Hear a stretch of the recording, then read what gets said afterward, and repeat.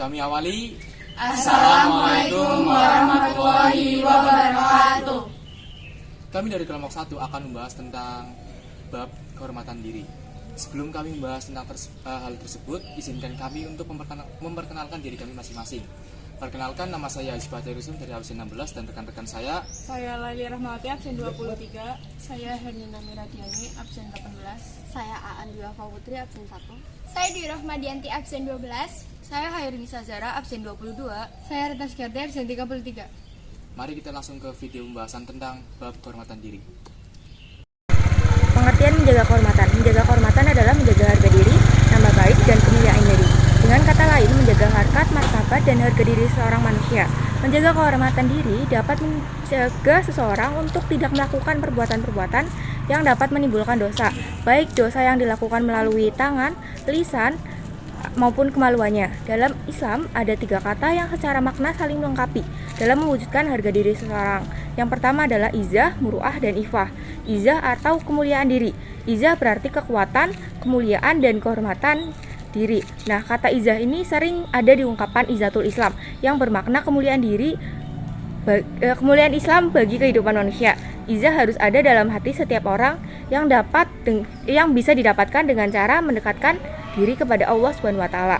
Dan yang kedua adalah muruah atau menjaga kehormatan diri. Muruah adalah menjaga tingkah laku dari perbuatan negatif sehingga dapat menjaga harkat, martabat, dan kehormatan diri. Dan yang terakhir adalah ifah atau menahan diri. Ifah menurut Ibnu Maskawai artinya kemampuan yang dimiliki manusia untuk menahan hawa nafsunya, termasuk juga menjaga kesucian jiwanya. Nah, dengan demikian, orang yang memiliki harga diri adalah orang yang mampu menampilkan kemuliaan dirinya atau izah, menjaga kehormatan atau muruah, dan menahan diri atau ifah. Menahan diri dari dorongan hawa nafsu, perbuatan maksiat, atau perilaku-perilaku buruk lainnya yang diharamkan dalam syariat Islam. Selanjutnya, saya akan menyampaikan kisah teladan tentang menjaga kemaluan. Suatu hari Nabi Yusuf alaihissalam dijatuhkan ke dalam sumur oleh saudara-saudaranya yang iri kepadanya. Tidak lama, datanglah sekelompok orang menuju sumur, lalu membantu Nabi Yusuf alaihissalam keluar dari sumur. Orang-orang yang telah membantu Nabi Yusuf alaihissalam memutuskan untuk menjual Nabi Yusuf di pasar budak. Saat di pasar budak, Nabi Yusuf dibeli oleh Al-Aziz, penguasa dari Mesir. Al-Aziz membeli Nabi Yusuf alaihissalam karena ia melihat kesempurnaan akhlak dan fisik dari Nabi Yusuf alaihissalam. Al-Aziz pun membawa Nabi Yusuf alaihissalam ke Mesir. Saat tiba di Mesir, Al-Aziz mengatakan kepada istrinya untuk memuliakan Nabi Yusuf alaihissalam dan memperlakukannya dengan baik. Singkat cerita, karena Al-Aziz memiliki urusan mendadak di luar rumah, ia harus pergi dari rumah meninggalkan Nabi Yusuf alaihissalam dan istrinya di rumah. Kesempurnaan fisik Nabi Yusuf alaihissalam membuat istri Al-Aziz tertarik kepadanya. Saat Al-Aziz telah pergi dari rumah, istri Al-Aziz langsung menutup semua pintu di rumah rapat-rapat, lalu bersolek kemudian memanggil Nabi Yusuf alaihissalam ke kamarnya. Akan tetapi, Nabi Yusuf alaihissalam mendatanginya dengan sikap ifah, seraya berkata, "Aku berlindung kepada Allah Subhanahu wa taala, sesungguhnya Tuhanku telah memperlakukanku dengan baik dan sesungguhnya orang zalim tidak akan pernah beruntung." Quran Surat Yusuf ayat 23. Yakni, aku berlindung kepada Allah Subhanahu wa taala dari memenuhi keinginanmu dan melaksanakan permintaanmu. Meskipun engkau telah menutup pintu rapat-rapat, tetapi Allah dapat mengetahui pandangan mata yang khianat dan apa yang disembunyikan dalam dada. Demikianlah kisah Nabi Yusuf alaihissalam. Beliau menghadapi ujian kemaksiatan dengan memohon pertolongan dari Allah dan berusaha menjauhinya. Sekian, terima kasih. Selanjutnya ada hadis tentang menjaga pandangan, yaitu dari Quran Surat An-Nur ayat 31. A'udzubillahi minasyaitonirrajim. Bismillahirrahmanirrahim. Wa kullil mu'minati yaghdudna min absarihinna wa yahfadna furujahunna wa la yubdina zinatahunna illa ma zahar minha wal yadribna bi khumurihinna ala junubihinna wa la yubdina zinatahunna illa li bu'ulatihinna aw abaihinna aw abai bu'ulatihinna aw abnaihinna aw abna bu'ulatihinna aw ikhwanihinna aw bani ikhwanihinna aw bani akhwatihinna aw nisaihinna aw ma malakat ملكت أيمانهن أو التابعين غير أولي الإربة من الرجال أو الطفل الذين لم يظهروا على عورات النساء ولا يضربن بأرجلهن ليعلم ما يخفين من زينتهن وتوبوا إلى الله جميعا أيها المؤمنون لعلكم تفلحون.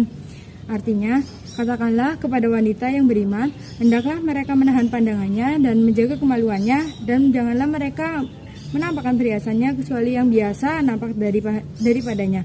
Dan hendaklah mereka menutup kain kudungnya ke dadanya, dan janganlah menampakkan perhiasan kecuali kepada suami mereka, atau ayah mereka, atau ayah suami mereka, atau putra-putra mereka, atau putra-putra suami mereka, atau putra-putra saudara perempuan mereka, atau wanita-wanita Islam, atau budak-budak yang mereka miliki, atau pelayan-pelayan laki-laki yang tidak mempunyai keinginan terhadap wanita, atau anak-anak yang belum mengerti tentang aurat wanita.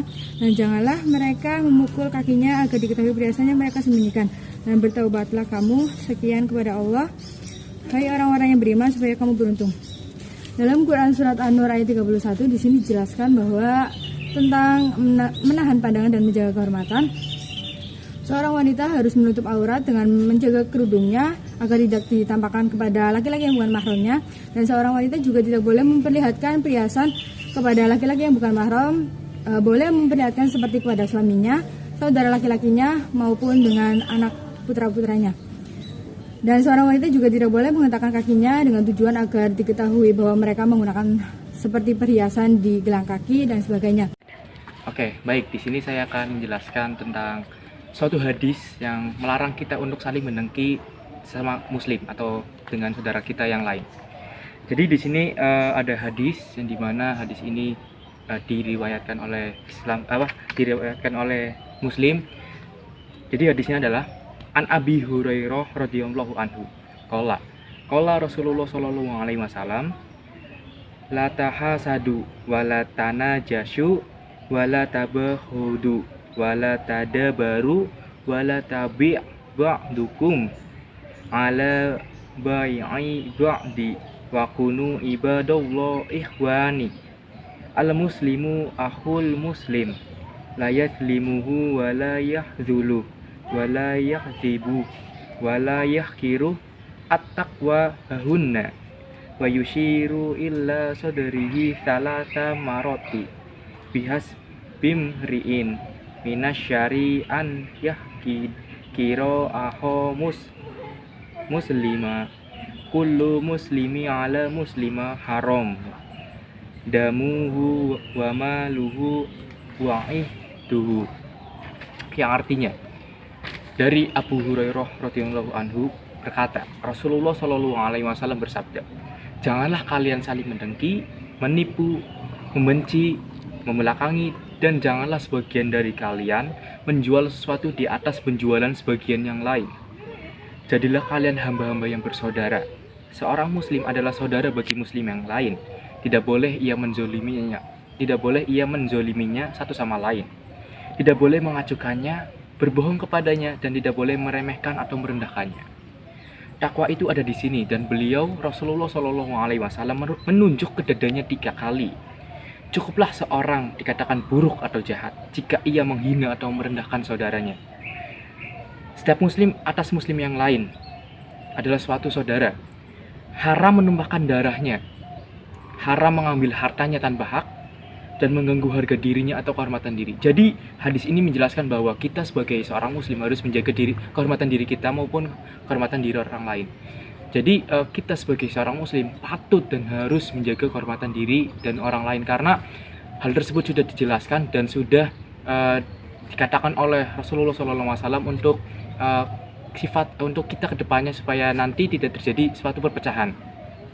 Jadi ketika kita tidak sanggup untuk menjaga kehormatan diri orang lain, maka yang paling minimal sekali kita harus bisa menjaga kehormatan diri kita sendiri supaya orang lain tidak merasa terendahkan atau tidak merasa kecewa. Jadi kita sebagai seorang muslim patut menjaga kehormatan diri kita dari apapun itu supaya kehormatan diri kita dari sejak lahir sampai meninggal masih tetap ada, dan orang lain pun akan menghargai kita. Sekian itulah tentang larangan saling mendengki untuk menjaga kehormatan diri seorang muslim. Sebab menjaga kehormatan yang pertama yaitu untuk menjaga kemuliaan diri dari makhluk yang sangat dimuliakan oleh Allah Subhanahu wa taala dibandingkan dengan makhluk yang lainnya. Yang kedua yaitu agar manusia terhindar dari ancaman murka dan juga dosa. Yang ketiga, agar manusia memperoleh kasih sayang dan juga iba dari Allah Subhanahu wa taala. Biasanya itu orang bersedia merendahkan dirinya sendiri dan juga mau diperlakukan dengan tidak hormat hanya disebabkan oleh salah satu dari dua alasan. Yang pertama yaitu untuk mendapatkan rezeki, dan yang kedua karena takut binasa. Pada hakikatnya kita semua itu telah mengetahui bahwa jodoh, umur, dan juga rezeki sudah berada di tangan Allah Subhanahu wa taala. Seseorang yang memiliki harga diri akan selalu lebih bersemangat, lebih mandiri, lebih mampu dan berdaya, sanggup menerima tantangan, tidak mudah menyerah, mudah bertanggung jawab, dan juga mampu menjalankan kehidupannya dengan lebih baik. Kemudian ada tata cara menjaga kehormatan. Tata cara menjaga kehormatan itu ada dua. Yang pertama menjaga iman. Ketika kita menjaga iman, kita akan merasa takut untuk melakukan sesuatu hal yang dilarang Allah. Kita akan menjaga tubuh kita agar kita tidak melakukan sesuatu hal yang akan menjerumuskan kita ke dalam dosa. Contohnya itu yang pertama, kita menjaga lisan kita agar kita tidak mencaci maki orang lain, menggibahi orang lain, membicarakan keburukan orang lain, ataupun menyebar aib orang lain. Kemudian menjaga tangan kita, yaitu agar kita tidak mengambil barang yang bukan milik kita, kemudian tidak memukul orang tanpa sebab. Yang ketiga ada menjaga pandangan mata kita. Menjaga pandangan mata kita dari sesuatu yang dilarang Allah. Yang kedua, menjaga kehormatan dengan menikah. Dan kita menikah, kita akan terjaga dari sifat-sifat syaitan. Ketika kita menikah, kita akan menjaga pandangan kita karena kita mengetahui kita mempunyai sosok yang lebih cinta kepada kita. Ketika kita menikah pula, kita akan mempunyai orang yang bisa menjaga kita, terutama bagi perempuan yang mudah dipandang oleh laki-laki. Perempuan merupakan kunci hawa nafsu seorang laki-laki. Kemudian selanjutnya ada akibat dari tidak menjaga kehormatan. Yang pertama, harga diri semakin rendah. Ketika kita tidak bisa menjaga kehormatan kita, tentu saja harga diri kita di mata orang lain atau di mata Allah Subhanahu wa taala akan semakin rendah. Kemudian yang kedua, menempati derajat binatang. Seperti yang kita ketahui, manusia adalah makhluk paling sempurna yang diciptakan oleh Allah Subhanahu wa taala. Oleh karena itu, ketika kita melalaikan tugas kita dalam menjaga kehormatan diri, maka kita sudah bisa dikatakan menempati derajat binatang. Kemudian yang ketiga yaitu terancam oleh murka Allah dan juga terancam oleh api neraka. Ketika kita lalai dalam menjaga kehormatan diri, maka Allah akan murka dan tidak menutup kemungkinan kita akan terancam oleh api neraka. Kemudian selanjutnya yaitu ada hilang cahaya kemuliaan manusia. Kemudian ada manfaat menjaga kehormatan. Manfaat menjaga kehormatan yang pertama yaitu dihormati oleh orang lain karena mempunyai etika yang baik. Kemudian yaitu disegani oleh orang lain karena mempunyai sifat tenggang rasa.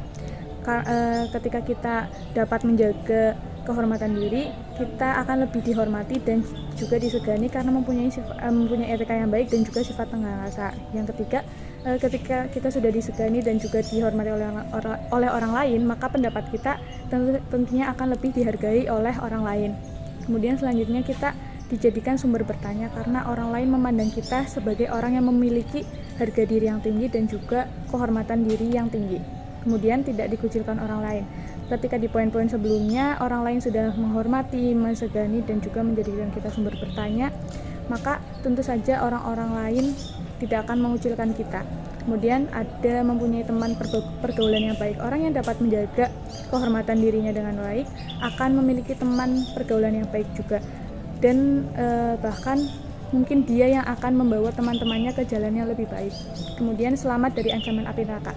Ketika kita lalai dalam menjaga kehormatan diri kita akan terancam dari api neraka. Ketika kita berhasil menjaga kehormatan diri, maka insya Allah kita akan selamat dari ancaman api neraka. Kemudian terhindar dari pelecehan. Orang yang menjaga kehormatan dirinya tentu akan menutup kepribadiannya, entah itu dari kepribadian atau dari fisiknya. Oleh karena itu kita insya Allah akan lebih terhindari dari pelecehan. Dan yang terakhir, memiliki aura bidadari surga. Orang yang dapat menjaga kehormatan diri insya Allah akan memiliki aura yang bercahaya dan juga aura bidadari surga.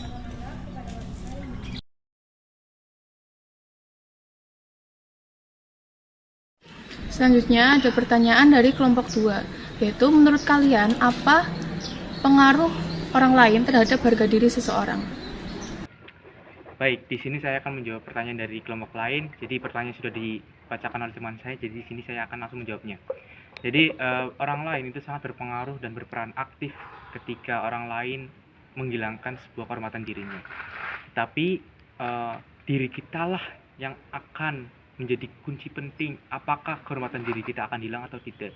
Jadi orang lain hanya bisa mempengaruhi kita untuk berbuat hal-hal yang negatif, tapi balik lagi kita yang menjalankan diri kita sendiri, apakah kita akan terpengaruh sama orang lain atau tidak. Ketika kita terpengaruh, maka harga diri akan selesai, akan hilang, dan kita tidak akan ada harganya lagi di dunia ini kecuali kita bertobat kepada Allah Subhanahu wa taala. Dan ketika kita tidak terpengaruh, maka harga diri kita akan semakin bertambah lebih hebat atau lebih kuat karena kita berhasil melawan suatu hal yang negatif.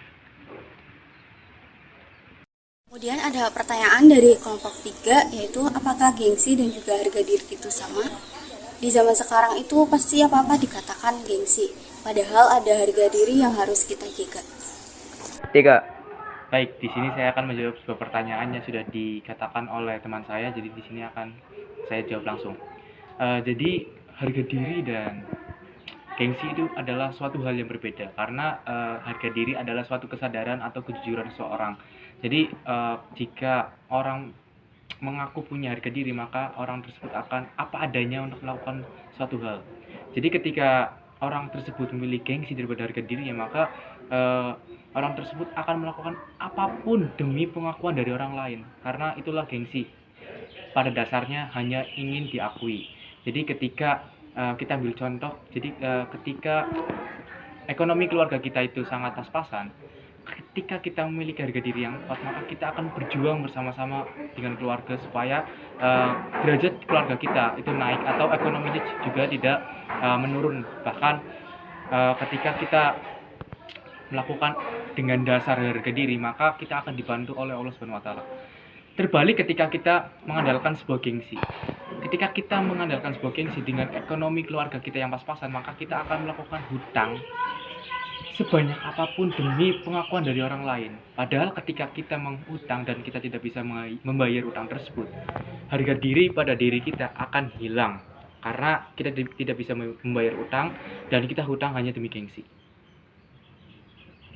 Ada pertanyaan dari kelompok lain, yaitu ketika kita berpacaran, kemudian pasangan kita itu selalu melarang kita melakukan sesuatu yang mungkin akan membuat dia cemburu, atau dalam kata lain, pasangan kita itu posesif, apakah itu sama saja dengan menjaga kehormatan atau tidak?